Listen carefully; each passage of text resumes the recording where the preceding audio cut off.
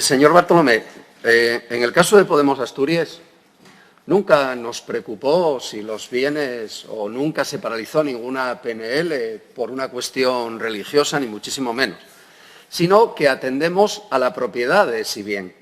En este caso, muchos de esos bienes son propiedad de la Iglesia Católica, que además fueron adquiridos a través de inmatriculaciones, es decir, que los pagó el pueblo y se quedó con ellos la Iglesia solo por haber registrado. Eso número uno, que es importante.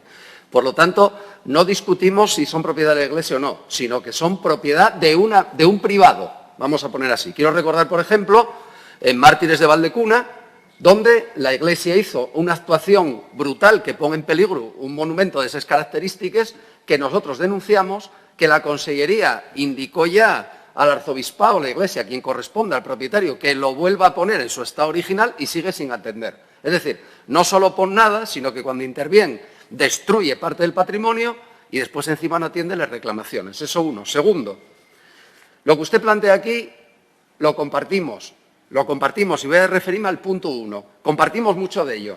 El problema es que lo que no compartimos ya quién usted dice quién lo tiene que hacer. Y voy a explicarlo.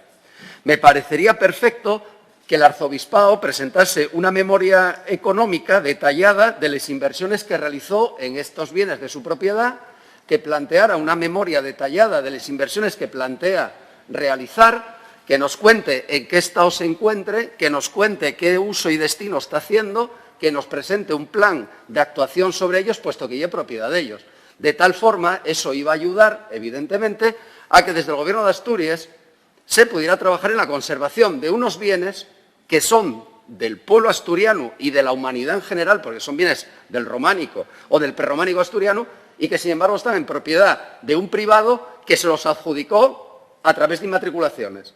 Es decir, tienen su propiedad, tienen su uso y disfrute y encima pagamos a los demás. Ese es el problema.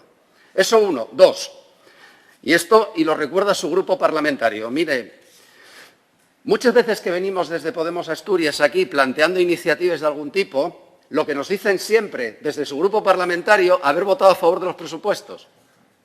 Pues yo ahora le devuelvo la pelota. Si ustedes sabían que era necesario intervenir con fondos en estos bienes, haber negociado los presupuestos, porque ustedes votaron a favor y destinaron 175.000 euros al mantenimiento de bienes privados, de bienes del patrimonio que estén en manos privadas. 175.000 euros destinó su grupo parlamentario, lo que negoció con el resto de grupos.